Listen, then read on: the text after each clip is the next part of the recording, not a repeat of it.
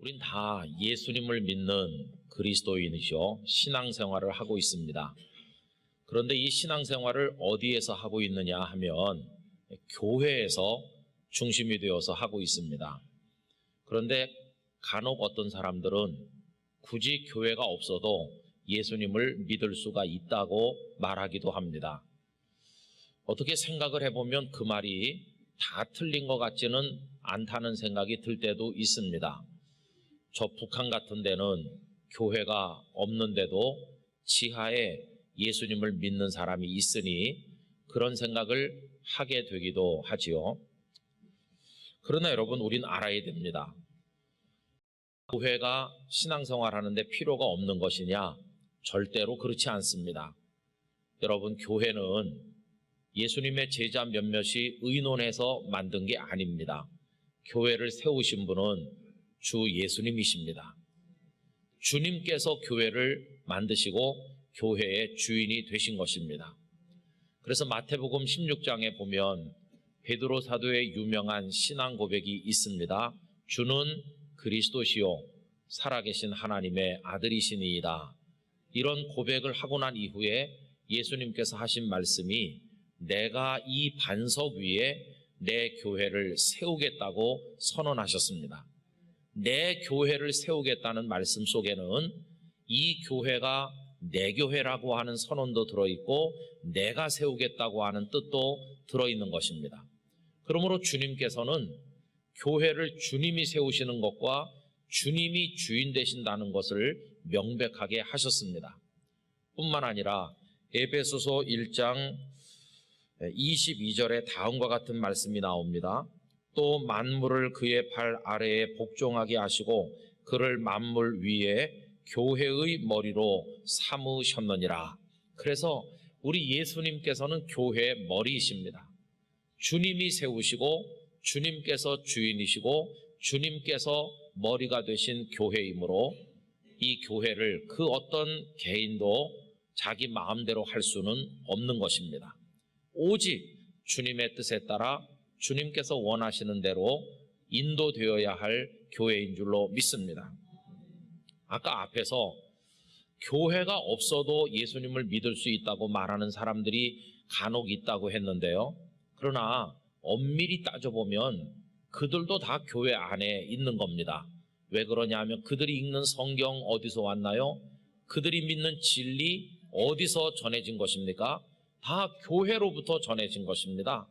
뭐 이런저런 이유로 인해서 불만이 있기도 하니까 교회에 나가지 않고 있는지는 모르지만 사실은 다 그들은 교회 안에 있는 것이라고 할 수 있습니다. 그러므로 어떤 의미로 무교회 주의는 아주 잘못된 것이다 하는 것을 알 수 있습니다. 오늘 이 예배에 참석하신 여러분들은 교회를 사랑하고 교회 안에서 하나님을 잘 믿으시는 분들이 꼭 되시기를 바랍니다. 자, 그런 의미에서 좋은 교회를 만난다고 하는 것은 우리 성도들에게는 더 말할 나위도 없는 큰 축복인 것입니다. 그러면 좋은 교회는 어디 있느냐? 이렇게 찾는 이들이 많이 있지 않겠어요? 이때 두 가지 명제를 말씀드릴 수가 있는데 첫 번째 명제는 이 세상에 존재하는 모든 교회는 다 같다 하는 것입니다. 모든 교회가 똑같습니다. 이렇게 말씀드리는 이유는 모든 교회가 우리 주님의 보혈로 값을 치르시고 세우신 교회이기 때문에 다 주님의 교회이기 때문에 모두가 똑같다고 말씀을 드리는 것입니다. 여러분, 그러므로 교회의 역사, 교회에 출석하는 성도나 재정 규모에 상관없이 그 교회의 사역의 다양성과 많고 적음에 상관없이 이 세상에 존재하는 모든 교회는 다 같은 것입니다. 그러므로 우리 영락교회 교우님들께서는 다른 교회를 존중하고 다른 교회에 출석하는 성도들을 배려하시게 되기를 바랍니다. 그러면서 우리는 교회와 교회 사이에, 교단과 교단 사이에 연합을 이루어야 되는데 예수님만이 구주이심을 믿는 사람이라면 이 연합과 협력을 잘 해야 될 것입니다. 이것이야말로 교회 연합정신의 구현이라고 하는 우리 영락교회 모토와 일치되는 일이 아니겠습니까? 그래서 여러분 기도하실 때 우리 교회를 위해서 기도하는 것은 너무나도 당연한 일이겠지만 주위에 있는 다른 교회들을 위해서 이 지구촌에 있는 모든 교회들을 위해서 빠짐없이 기도해 주시기를 부탁을 드리는 것입니다. 두 번째 명제가 있습니다. 그것은 이처럼 교회가 다 같음에도 불구하고 교회는 똑같지 않다 하는 것이 두 번째 명제입니다. 우리가 요한계시록 2장과 3장 말씀에 보면 소아시아 지역에 흩어져 있었던 에베소 교회를 필두로 한 7개 교회 이야기가 나오고 있는데 결코 똑같지 않습니다. 어떤 교회는 주님의 칭찬을 많이 받은 교회가 있는가 하면 어떤 교회는 책망일색인 교회가 있지 않습니까? 이렇게 다른 이유는 그 교회가 가지고 있는 영성이 차이가 나기 때문에 이렇게 다른 모습을 가질 수밖에는 없는 것이죠. 여러분, 그 소아시아 7교회를 두고 이야기할 필요도 없이 우리 주변에 있는 여러 교회들을 훑어봐도 어떤 교회는 영적으로 살아있어서 날마다 주님을 사랑하고 역동적으로 움직이는 반면 어떤 교회는 착 가라앉아서 분쟁만 일삼는 교회도 있질 않습니까? 어떤 교회는 성도들이 주님을 사랑하는 마음으로 시간과 물질을 다 바치면서 주님을 섬길 수 있다는 사실 자체에 감격하면서 아름답게 섬기는 성도들이 많은 교회가 있는가 하면 어떤 교회는 교회를 자신의 명예와 이익의 도구처럼 여기는 사람들이 많은 교회들도 있는 것처럼 보입니다. 여러분, 그러므로 교회는 결코 똑같은 게 아니다, 이렇게 말씀을 드릴 수밖에 없습니다. 자, 사정이 이렇다 보니까 많은 사람들이 기왕이면 좋은 교회에 가서 신앙생활 해야 되겠다고 생각을 하면서 좋은 교회 찾아 산만리 하는 이들이 많이 있는 것이죠. 여러분 꼭 기억하시기를 바랍니다. 좋은 교회는 찾아다니는 게 아닙니다. 좋은 교회는 성도들이 사랑으로 하나가 되어 눈물로 기도하고 충성하면서 가꾸어 나가는 것임을 기억하시기를 바랍니다. 그래서 우리 영락교회 더 좋은 교회가 되도록 하기 위해서 모두가 다 마음을 함께 모아서 교회를 사랑하고 기도하고 헌신해야만 될 줄로 아는 것입니다. 그럼 여러분, 영락교회가 더 좋은 교회가 되어 우리에게 하나님의 은총을 가져다주는 통로 역할을 하는 교회가 되도록 하려면 어떻게 해야만 되겠습니까? 우리 지난번에 종교개혁 기념주의를 지키면서 영락인가 교회인가 하는 제목의 말씀을 나눈 적이 있습니다. 그때 우리 각자는 그리스도인다운 그리스도인이 되어야 하고 교회는 교회다운 교회가 되어야 한다는 것을 함께 생각하였습니다. 그러면 여러분, 교회다운 교회는 어떤 교회일까요? 그 설교 끝자락에 잠깐 말씀드린 것은 성경적 교회가 될 때 교회다운 좋은 교회가 된다고 말씀을 드렸습니다. 그렇다고 한다면 성경적 교회 모델은 어디서 찾아볼 수 있습니까? 교회가 처음 태동된 것은 예수님께서 승천하신 이후에 성령의 강림이 있으면서 태동되었습니다. 그러므로 성경적 교회의 모델을 우리는 이 사도행전 말씀을 통해서 찾아볼 수가 있는 것이죠. 그래서 오늘 이 시간에는 성경적 교회가 가져야 될 몇 가지 원리를 이 사도행전 말씀을 통하여 우리 마음속에 새기고자 하는 것입니다. 그 첫째는 성경적 교회는 예수님의 복음 위에 세워져야만 한다는 것입니다. 여러분, 복음이 없었다면 교회도 존재하지 않았을 것입니다. 복음이 무엇인가? 복음의 핵심은 예수님께서 우리를 구원하시기 위해서 이 땅에 오셨다는 것과 그래서 그 예수님께서 십자가를 지시고 우리가 받아야 될 형벌을 대신 받으시고 그 보혈로 우리의 모든 흉악한 죄를 깨끗이 씻어 주셨다는 것과 그 예수님께서 죽으심으로 끝난 것이 아니라 부활하셔서 영원한 생명의 길을 우리들에게 활짝 열어주셨으므로 누구든지 그 주 예수 그리스도를 믿는 자에는 멸망에 이르지 아니하고 영생을 얻어 하나님의 자녀가 되고 하나님의 나라를 얻게 될 것이라고 하는 이 사실이 복음의 핵심인 것입니다. 여러분이 예수님의 복음 외에는 우리를 구원하는 진리는 없습니다. 다른 말로 바꿔 말하면 예수님만이 유일한 우리의 구원자이십니다. 예수님께서는 내가 곧 길이요 진리요 생명이라고 말씀하시면서 나 외에는 아버지께로 올 자가 없다고 딱 잘라서 말씀하셨습니다. 이 사실에 관해서 사도행전 4장 12절은 다음과 같이 덧붙여주고 있지요. 다른 이로서는 구원을 받을 수 없나니 천하 사람 중에 구원을 받을 만한 다른 이름을 우리에게 주신 일이 없음이라 하였더라. 그래서 여러분, 이 세상에 뭐 이런저런 이야기들이 많이 있고 다양한 구원의 길이 있는 것처럼 말하는 사람들이 있지만 우리 분명히 알아야 됩니다. 우리를 구원하실 분은 예수님 뿐이시요, 예수님의 복음 외에는 구원의 진리가 없다는 것입니다. 두 번째로, 성경적 교회가 되기 위해서는 거기 사람들이 있어야 됩니다. 여러분, 사람은 교회의 필수 요소입니다. 사람이 없다면 교회가 존재할 필요도 없는 것이죠. 자, 그러면 사람만 많이 모이면 다 교회인가? 그건 아닙니다. 축구장에 그렇게 많은 수만 명의 사람이 모였지만 그곳이 교회가 아닌 이유는 거기 예수님을 믿는 사람들이 모인 곳이 아니기 때문입니다. 교회에는 어떤 사람들이 있어야 되느냐? 예수님을 자신의 구세주로 믿는 사람들이 있어야만 하는 것입니다. 다락방에 모였던 베드로를 위시한 사도들과 그 120여 명의 사람들을 보면 거기 예배당이 있는 것도 아니고 잘 정비된 교회 조직이 있는 것도 아니지만 그분들 속에 예수님을 구주로 믿는 믿음이 있기에 아주 훌륭한 교회였었다 하는 것입니다. 그러므로 여러분, 이 믿음을 가진 이들이 있기만 하면 거기가 천막을 친 개척교회이든지 저 바닷가에서 옹기종기 모인 그런 예배 장소이든지 아니면 저 아프리카 정글 속에 아무것도 없이 모인 곳이라 할지라도 그곳은 아주 훌륭한 교회가 된다는 사실을 우리는 기억해야만 될 것입니다. 그러므로 여러분, 영락교회가 성경적인 좋은 교회가 되기 위해서는 우리 각자가 예수님을 구주로 믿는 확실한 믿음을 가져야만 된다는 것입니다. 세 번째 성경적인 교회 원리는 그 교회를 움직이는 원리가 성령님으로부터 나와야만 한다는 것입니다.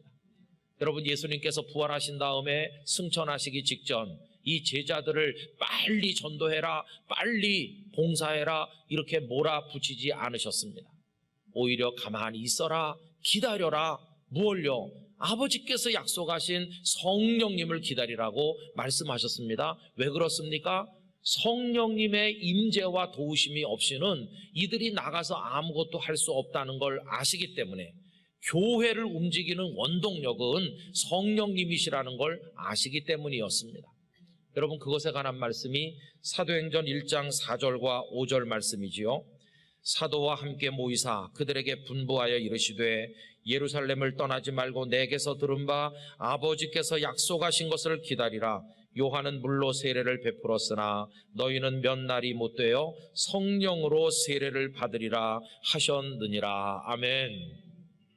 그래서 이분들이 다락방에 모여서 기다린 것입니다. 기다리면서 기도에 힘을 썼지요. 그랬더니 오순절날 하나님의 성령께서 그들 가운데 불처럼 바람처럼 임하셨, 그들 속에 역사하시고 나니까 그들이 완전히 딴 사람으로 바뀐 것입니다.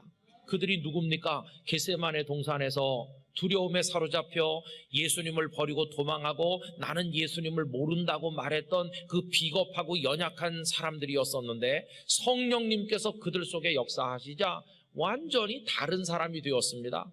오순절 순례자들이 그렇게 많이 모인 광장에 나가서 조금도 두려움 없이 담대하게 예수님의 십자가와 부활의 복음을 증거했더니 성령께서 역사하니 듣는 이들의 마음이 찔려서 그들이 회개하고 그날 예수님을 믿는 사람이 3,000이나 더하였다고 나오지 않습니까? 여러분, 오늘 본문 40절과 41절 우리 다 같이 큰 소리로 읽겠습니다. 또 여러 말로 확증하며 권하여 이르되 너희가 이 패역한 세대에서 구원을 받으라 하니 그 말을 받은 사람들은 세례를 받음에 이날의 신도의 수가 3,000이나 더하더라. 할렐루야. 그날 예루살렘의 지도자들, 그리고 주민들, 오순절에 온 순례자들, 그리고 로마 당국 모두가 놀랐을 것입니다. 눈에 보이진 않은데 뭔가가 일어나고 있어.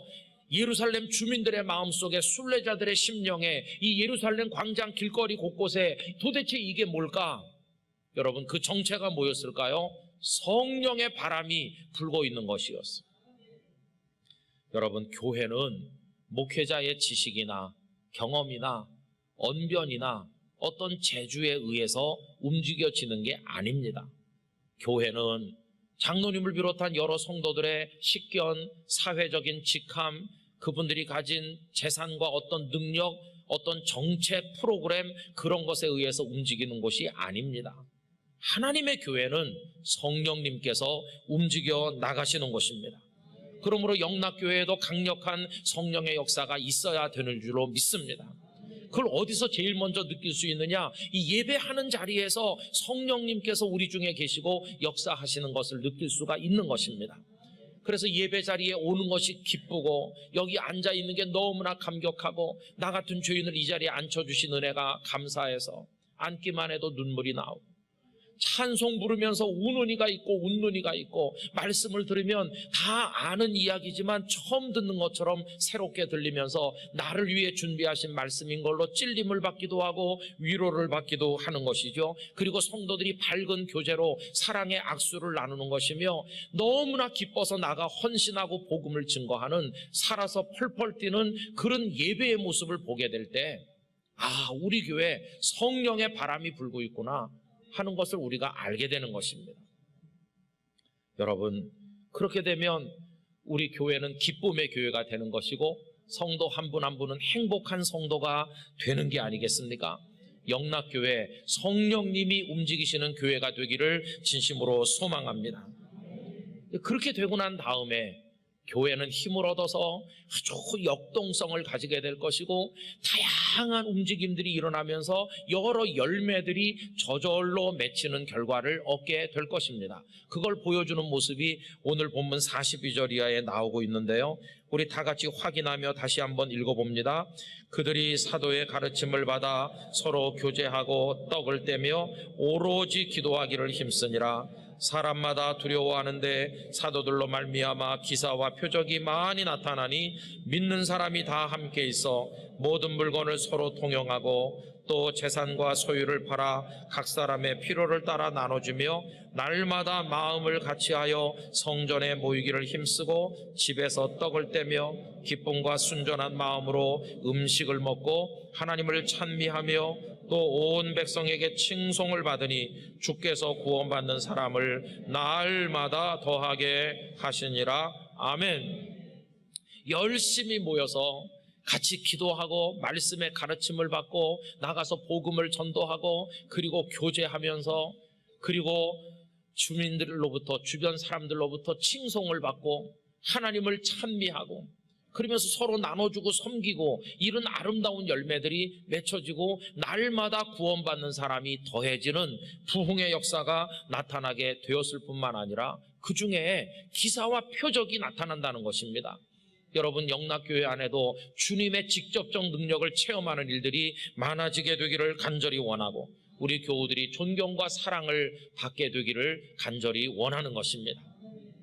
그래서 여러분, 우리 영락교회가 이렇게 왕성한 교회가 되기를 간절히 바라는 마음으로 우리 새해 몇 가지를 하는 게 있습니다. 우선 우리가 복음의 증인이 되어야 되기 때문에 전도부를 신설하게 되었습니다. 그리고 새가족들이 우리 교회에 잘 정착하는 걸 돕기 위해서 새가족부를 강화하게 되었습니다. 앞으로 새가족부를 맡으시는 목사님은 다른 교회 일을 아무것도 하지 않고 그 영혼 한 사람 한 사람을 세워 세례받게 하고 믿음의 사람 되게 하는데 힘을 쏟도록 할 것입니다. 그리고 우리 기존의 성도들과 새로 믿는 분들이 제자리 걸음하거나 고여있는 물처럼 되지 않고 날마다 성장하고 성숙하도록 돕기 위해서 양육훈련부를 신설하게 되었습니다. 그래서 새가족이 오면 어떻게 세례를 받고 어떻게 집사님이 되고 어떻게 항존 직분이 되어 쭉 자랄 것인지 신앙 성숙을 돕는 로드맵을 다 만들어 이제 완성해가고 있는 중입니다. 그리고 기존 성도들의 영적인 갈급함을 채우기 위해서 우리 적은 분들끼리 모여서 소그룹을 형성을 하고 같이 기도하고 교제하고 말씀을 나누고 함께 선교하고 또 봉사하는 일을 돕기 위한 이 소그룹 운동을 지원하게 될 것입니다. 여러분 궁금하지 않으세요? 이게 어떻게 되는 것인지 궁금하신 분들은 오늘 오후 찬양 예배 오시면 되는 거예요. 앞으로 양육훈련부를 맡아서 수고하실 김흥신 목사님께서 여러분들에게 자세하게 앞으로 하게 될 일들을 알려드리게 될 것입니다. 아마 오늘 오후에 안 오는 분은 땅을 치고 평생 후회하지 않을까. 근데 사도행전 교회가 이렇게 되고 나니까 그 다음에 또 뭘 했나요? 막 땅을 팔아서 가져와서 가난한 이들을 돕는 구제가 이루어지게 되었고, 선교하는 교회가 되었고, 집사님을 세워서 교회가 조직을 갖추게 되었고, 날마다 새로운 일들이 일어나게 된 것을 볼 수가 있는 것이죠. 그래서 예루살렘, 유대, 사마리아 땅끝이라고 말씀하신 예수님의 말씀이 구현되는 선교적 공동체로 자리매김하게 된 것입니다. 여러분, 모름지기 눈에 보이는 것은 눈에 보이지 않는 것에 의하여 움직여지는 법입니다. 멋진 자동차, 보이지 않는 엔진에 의해서 움직이는 것입니다. 잘생기고 늘씬한 우리 몸, 이거 우리 눈에 보이지 않는 속에 흐르는 피와 근육 조직과 장기에 의해서 살아서 움직이는 것입니다. 잘 만든 멋진 조명 시스템, 휘황찬란하게 불을 밝힐 수 있는 거, 보이지 않게 전선 속을 흐르고 있는 전기에 의해서 불이 밝혀지는 거 아니겠습니까? 마찬가지로 눈에 보이는 예배당, 조직과 제도, 우리 재정, 무슨 어떤 프로그램, 이런 것들이 교회를 움직이는 게 아니라 보이지 않게 역사하시는 성령님을 통해서 하나님의 교회는 움직여지는 것입니다. 그러므로 여러분, 우리 교회가 그러한 교회, 좋은 교회, 성령께서 역사하시는 교회가 될 수 있는가? 이게 관건인 것입니다. 우린 소원을 가져야 됩니다. 영락교회가 이 아름다운 터전에 이 훌륭한 예배당과 시설을 가지고 훌륭한 성도들이 많이 있으니까 잘 될 거라는 생각을 다 내려놓고, 주여 우리 안에 성령의 역사가 있게 해주시고, 우리가 그 성령님께 이끌림 받아 믿음의 훈련이 되고 자라나고 우리가 다 주님을 영적으로 체험하는 살아있는 교회가 되게 해달라고 기도해야만 될 것입니다. 영락교회는 그냥 영락교회가 아닙니다. 영락교회는 한국교회의 표상과도 같습니다. 영락교회가 가장 성경적 교회의 모델로 날마다 새로워져야 될 줄로 믿습니다. 영락교회는 많은 교회들이 부러워하는 아주 탁월한 시스템을 가지고 있습니다. 이제 이 영락이란 이름의 거룩한 기계에 우리가 전원을 넣어서 이것이 왕성하게 돌아가는 소리를 들을 수 있게 되기를 원합니다. 남녀 선교회, 교회학교 여러 부서들 속에서 멈춰 서 있는 부분이 없이 다 같이 가동되는 것입니다. 그래 저 끄트머리에는 생산품이 막 쏟아져 나오는데 그게 뭔가 하고 봤더니 많은 영혼들이 구원받는 것이고 성령의 열매들이 맺히는 것인데, 지난주일 말씀드린 것처럼 억지로 하는 게 아니라 주님의 은혜로 저절로 열매들이 맺는 그런 기쁨을 누리게 될 것입니다. 여러분들이 그런 소망을 가지고 이 교회가 복을 받으면 저는 믿습니다. 거기 출석하는 우리들이 복을 받을 것이고, 이 교회가 살면 우리 개개인이 살게 될 것이고, 우리들의 가정도 함께 살아 일어나게 될 줄로 믿는 것입니다.